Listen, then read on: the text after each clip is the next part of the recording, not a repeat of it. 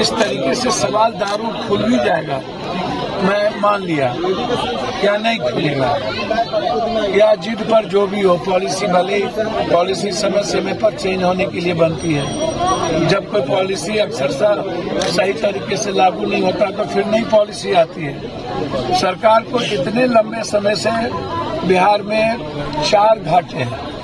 पहला घाटा है कि सरकार की रेवेन्यू, दूसरा घाटा है कि लगातार लोग मर रहे हैं, तीसरा घाटा है कि सब लोग महंगे दाम पर शराब ले रहे हैं, चौथा घाटा है कि शराब का पैसा माफिया नेता और पदाधिकारी के घर जा रहा है, पांचवा घाटा है कि जब देश भर में शराब चलता है तो हमारा सारा पैसा दूसरे स्टेट में जा रहा है, हमारे स्टेट को नहीं लग रहा है। तो क्या पॉलिसी कोई चीज चेंज होगी या नहीं? और मेरा सवाल ये है कि इतने दिनों में इतने लोग मरे, तो इसमें जो मरे पीने वाले को आप कह देते हैं भले पिया, कौन नहीं पीता है ये सरकार बताए। कौन? क्या सरकार के मंत्री, विपक्ष का एमएलए एमपी, विपक्ष क्या नहीं सब शराब पीते हैं? क्या आप जाकर के बाहर ताशकंद में, दुबई में, रसिया में, चाइना में, दिल्ली में, बम्बई में, अन्य जगह जब जाते हैं तो क्या आप शराब नहीं पीते हैं? नेताओं ने तो प्रतिज्ञा लिया था शराब नहीं पीने का, कसम सभी लोगों ने खाया था। क्या दिल पर हाथ रख के बोले तो नेता लोग शराब नहीं पीते हैं? तो जब शराब पीते हैं तो ये गंदी राजनीति क्यों? और जब अगले बार पॉलिसी बनी कि जो शराब से मरेंगे उनको 4 लाख रुपया दिया जाएगा, फिर यह कहना कि अपने बेमौत मरे हैं। भैया आप कभी भी थाने को डिस्चार्ज नहीं करते हैं, उस पर एफआईआर दर्ज नहीं करते हैं। बेच कौन रहा है? क्या सरकार को नहीं पता है कि इस इलाके में, सिवान, छपरा, गोपालगंज इलाके में बड़ा बड़ा शराब के तस्कर कौन है, माफिया कौन है? अन्य बातों की खबर रहती है और शराब की खबर नहीं रहती है। तो मेरा सरकार से बिल्कुल आग्रह है कि आप हर कीमत पर केरल और तमिलनाडु के तट पर सरकार टैक्स को बढ़ा करके बड़े लेवल पर अब टैक्स बढ़ाइए, ताकि सब शराब कोई खरीद ना सके। और किसी भी कीमत पर 30 साल 35 साल के नीचे के यूथ को आप दुकान पर शराब नहीं दीजिए किसी भी कीमत पर। और शराब कोशिश करिए कि शराब होटल में जो 5 स्टार, 3 स्टार, 4 स्टार होटल है और जिले में प्रखंड वाइज आप एक कर दीजिए। मेरा जो आग्रह है, जो मैं देश को समझता हूँ, जब सभी जगह लीकर बन रहा है और सभी जगह लीकर चल रहा है, एक ही देश में आप अच्छा काम है ये, शराब नहीं पीना चाहिए।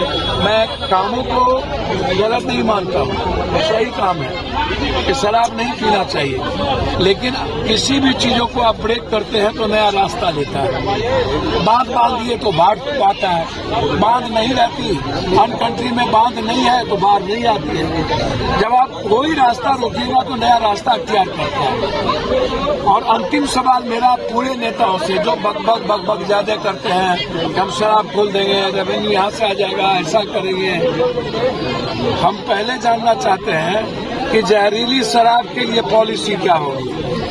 हमें पूरे बिहार का नेता बताए कि जहरीली शराब क्या शराब खुलने के बाद नहीं बिकेगा? क्या इसके पहले नहीं बिकता था? क्या जब शराब की रेवेन्यू इतनी हो गई थी तब क्या जहरीली शराब पी करके लोग नहीं मरते थे? तो ये शराब का सवाल नहीं है, ये सवाल है जहरीली शराब का। ये मुशाहिर कौन है, इसको क्या पता, इनकी लाइफ क्या है? इसीलिए हमने इनको 10-10 हजार रुपया मदद की, ताकि ये गरीब आदमी को काम धंधा नहीं मिलता है, ये अपना दुकान कर ले, सब्जी का, अंडा का, काफी बड़ा दुकान 10,000 रुपये हो जाएगा। और मेरी हैसियत इतनी बड़ी है नहीं कि मैं 1-2 लाख दूं, लेकिन इतने गरीब की मदद ना होना मुझे लगता है कि ये गलत जाएगा। और मैं चाहूंगा कि इस इलाके के जो जहां ये घटना घटी है वहां के थानेदार सस्पेंड हो, 302 का मुकदमा लगे हर कीमत पर, ये हत्या का मुकदमा, एक्साइज पर हत्या का मुकदमा लगे। एक्साइज को पैसा जाता है, इसको सस्पेंड करके नहीं छोड़ा जा सकता और इसको डिस्चार्ज करना चाहिए। इसकी नौकरी खत्म होनी चाहिए हर कीमत पर। और जो लोग शराब बिचवा रहे हैं उसको आजीवन कानून बने कि आजीवन कारावास का गुनाहगार हो, अन्य स्टेट की तरह। तमिलनाडु जो लोग शराब में पकड़ाते हैं बनाते हुए उसको आजीवन कारावास है, टिल, उसको टिल सजा होनी चाहिए। ये मेरा डिमांड है। परिजनों से बात हुई, परिजनों ने क्या? परिजन का कहना है यहाँ तो शराब हर जगह बिकता है। हमने कहा कैसे लिए, कहाँ लिए? बोला तो सभ्य जगह बिकल है, हम क्या करी? तो मैं क्या कही? तो बाहर से शराब आता है और उसके बाद यहाँ पर लोग बेचते हैं। यही तो स्थिति है। तो इसमें जो लोग फालतू बात करते हैं, नेता लोग, दल के लोग, एक दूसरे पर आरोप प्रत्यारोप, ये जो त्रिशूल लेकर के निकलो यहाँ है ना, ये जो गाली गलौज कर रहे हैं, मुसलमान ऐसा मांस फेंक देता है, वहाँ पाकिस्तान में हिंदू की लड़की को उठा लेता है, ऐसे लोगों को नीतीश बाबू बैंड करिए ना। सुप्रीम कोर्ट का ऑर्डर है, जेल में बंद करिए। हम ऐसे लोगों को एक कदम नहीं निकलने देंगे जो किसी जाति को गाली दे और जो किसी धर्म मजहब के नाम पर नफरत पैदा करे। आप जाति को कैसे गाली दे दीजिएगा भाई? पप्पू यादव हो या पप्पू यादव का बेटा हो, यहाँ आकर के काम करे ना।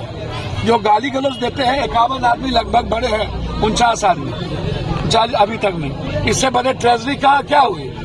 इससे बड़ी घटना तो कुछ है नहीं। तो बिहार में जिस तरह शराब बंद है, अवैध शराब भी बंद होनी चाहिए। भैया मैं अवैध शराब की ही तो बात कर रहा हूँ। मरते दम तक बंद होनी चाहिए। सबसे पहले अवैध शराब ही बंद होनी चाहिए। और हम नीतीश जी से हाथ जोड़ के पैर पकड़ के कहते हैं, आपकी पॉलिसी गलत हो सकती है, आपके विचार गलत नहीं है, लेकिन पॉलिसी ठीक नहीं है। मैं हाथ जोड़ता हूँ नीतीश जी, प्लीज प्लीज दारू, जहरीली शराब को रोकिए। और सभी नेताओं से कहता हूँ कि राजनीति मत करिए। और नीतीश जी एक आग्रह है तमिलनाडु के तट पर, इस कानून को सबसे पहले लाइए। जो शराब बेचते हैं उसको किसी कीमत पर आजीवन कारावास हो। और साथ साथ सरकार खुद शराब को शुरू करे, किसी के हाथ में ना दे।